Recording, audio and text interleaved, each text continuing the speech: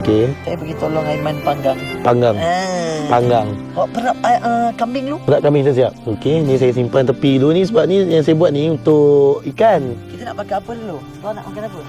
Kambing. Kambing kita bakar. Kita buat kambing dululah. Buat kambing dulu. Okey, saya perap lah. Ini. Okey, saya perap lah, saya perap.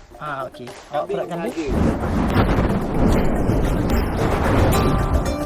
Kambing memang biasa orang potong macam tu lah. Kau ada apa kan? Kau tak ada apa kan? Saya bakar.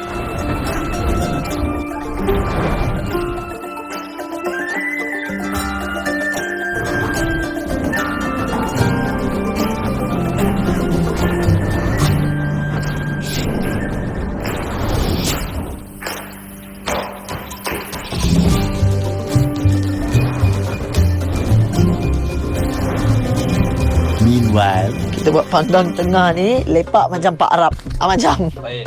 Ha? Lepas tu ni buka Ya Allah, ya Allah. Baik, baik. Dia memang dah pecah. Ya Allah. Dapur dengan ni. Bagi ni. Ni. Baru. Kalau Sini ni. Sini ada. Lagi. Nampak dah nak.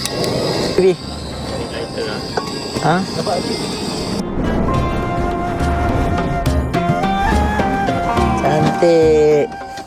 Cantik. Arang untuk kambing. Cili, kena letak cili.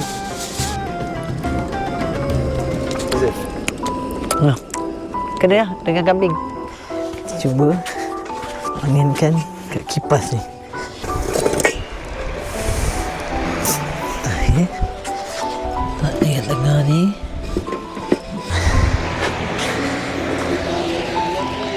Guys, kita dah hampir 4 jam.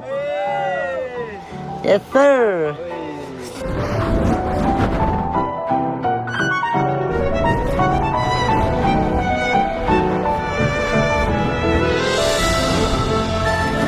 Kau tengok Aiman tengah buat Nampak dia pada laut. bajak laut. Ya.